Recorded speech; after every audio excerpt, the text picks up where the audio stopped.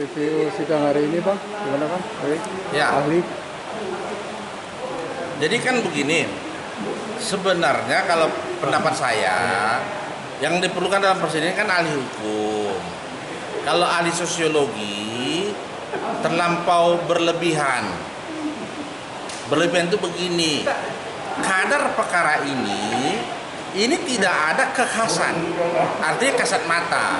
Nah, ahli sosiologi itu diperlukan kalau memang secara kasat mata tidak kelihatan. Contohnya dikatakan tadi, onar itu terjadi karena ada dua orang yang berbeda pendapat memberikan komentar. Nah, sementara jelas yang memberikan komentar di sini tadi kami tanya siapa namanya, apakah orang, apakah robot, tidak bisa dijelaskan. Jadi ahli kalau diberikan suatu materi yang tidak garbage in, garbage out yang terjadi kan seperti ini. Jadi kan kasihan ahlinya. Nah, selanjutnya ahli sosiologi tadi jelas mengatakan Pak Trubus ya, diberikan pertanyaan oleh penyidik, beliau membuat jawaban. Oleh penyidik katanya dikoreksi, kurang puas, mesti masukkan ini, masukkan ini, masukkan ini lagi lah. Jadi keahliannya lebih ahli penyidik apa lebih ahli Pak Trubus jadinya. Jadi aneh saya persidangan ini. Setahu saya ahli ngomong aja sudah. Kalau penyidik nggak setuju ya cari lagi ahli yang lain, kan begitu.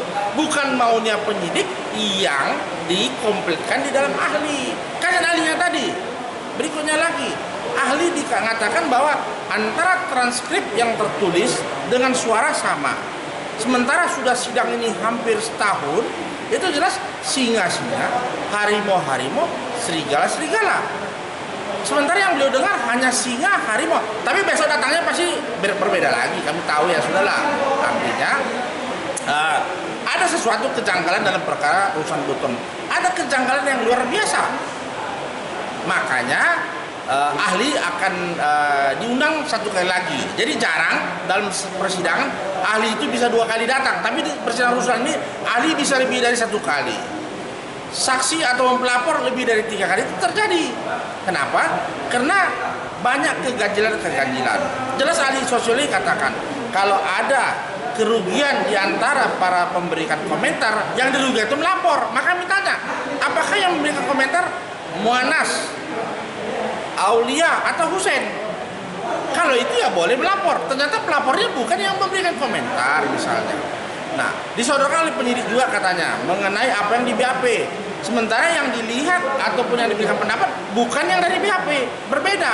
Karena yang dia lihat besar, di BAP kecil. Katanya itu komentar. Kami katakan tidak semua komentar. Jadi kasihan Pak Ali tadi. Jadi melampaui keahliannya. Kalau sudah pendapat bukan ahli lagi namanya. Kalau ahli kan pendapat sesuai keahlian. Kalau di luar itu, di luar pagar ya janganlah kasihan urusan Buton ya. Jadi tadi kami pancing juga ahli. Dari pasal 14 ayat 1 ayat 2, 15. Mana yang kena katanya? Beliau bilang yang kena adalah pasal 14 ayat 2. Lah jadi kenapa polisi masukkan lagi 14 ayat 1? Supaya bisa dipenjara maksudnya. Kenapa 14 ayat 2 nggak bisa masuk penjara? Jadi akal-akalan. Ahli sudah mengatakan ini pasal 14 ayat 2 yang bisa kena. Bukan 14 ayat 1. Kenapa dipasang? Oh kalau begitu ahli sesuai dengan kebutuhan dong.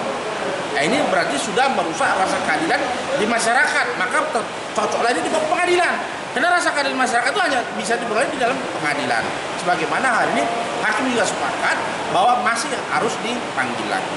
Nah itu yang persidangan hari ini. Semoga pada persidangan berikutnya lagi tetap lancar dan kita masih bisa survival dalam masa COVID-19. Sekian dan terima kasih. Andita Slovo, Tony Tata Singarimun, Henry Syahan, Julianta Sembiring, Suta Widya, dan Ananta Rangkubo. Terima kasih. Bang tanya Bang, tadi kan Abang menanyakan berkali-kali soal selesai pemeriksaan penyidikan. Tadi ahli bilang selesai jam 11 malam. Abang tadi nanya apa yakin gitu. Dan itu tadi Abang bilang jam 8 udah selesai. Yang benar di BAP jam berapa? Nah, di sini di BAP dia katakan jam 11. Nah saya tanya lihat jam, enggak lihat jam. Nah penetapan tersangka Ruslan Buton tuh sekitar jam 8 ada. Jadi duluan penetapan tersangka dong? Baru dipanggil ahlinya. Tapi dia jadi tersangka karena pendapat ahli. Membingungkan nggak? Nah maka tadi dalam BAP dia ada katanya kan tersangka. Maka saya tanya, kok bisa Ruslan jadi tersangka? Sementara Ruslan jadi tersangka karena BAP-nya dia. Berarti dia memberikan BAP setelah jadi tersangka dong. Atau sekali jalan. Nah ini aneh juga. Jadi tolong untuk yang akan datang lebih cekatan lah, bukan ngajarin. Kalau bener buat yang bener lah. Sekarang pengacara udah pandai-pandai. Kalau dulu jadi pengacara susah. Sekarang banyak orang bisa jadi pengacara. Orang pandai jadi pengacara sekarang semua gitu loh. Yang matematikanya jago. Daya itunya, kreasinya luar biasa gitu, ya.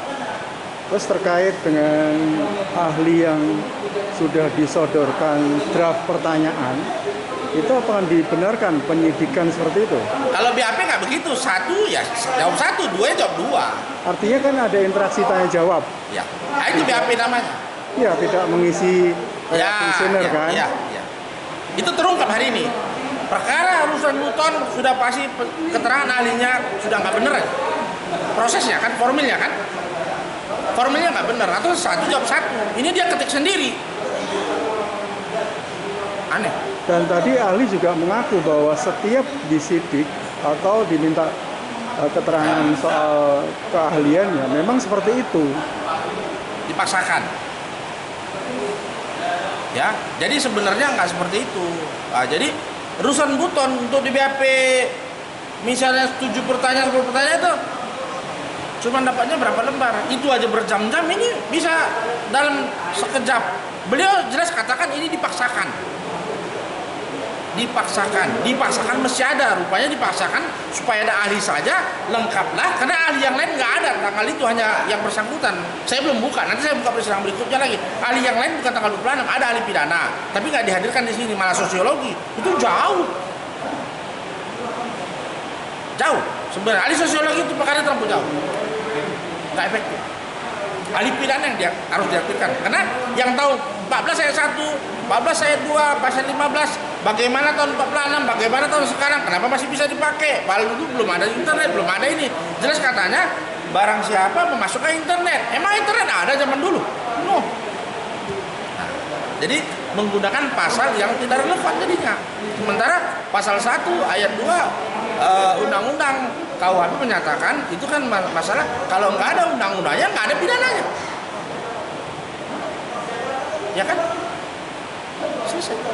Jadi JPU memang benar-benar tidak menghadirkan ahli pidana? Tidak. Malah ahli bahasa yang... Bahasa. Bisa bayangkan kan? Jadi terlalu jauh. Harusnya pidananya hadirkan. Baru kita sedap. Jadi kami mau dikalahkan dengan ahli yang nggak relevan. Yang penting pokoknya. Kalau pokoknya sama saya pokoknya juga saya. Karena ini lemah semua. BAP-nya ini lemah. Kalau dia BAP-nya kuat, saya juga nggak bisa tanya lagi, udah lengkap semua. Kan di BAP udah ada semua, nggak bisa tanya. Karena nggak jelas aja. Masa dia ditanya berdasarkan indeks koedi, tiba-tiba di bawah berdasarkan media massa dan rekaman suara. Lah dari mana nggak ada relevan? Nggak relevan sekali. Sayang, kasihan Pak Trubus. Dipaksakan. Menurut saya. Nah, makanya akan kita lihat lagi persidangan berikutnya. Mudah-mudahan selesai. Tapi feeling saya nggak selesai juga kalau begini. Kami akan minta terus. Oke Bang, terima kasih Bang. Ya, makasih ya. Yo, makasih. Merdeka.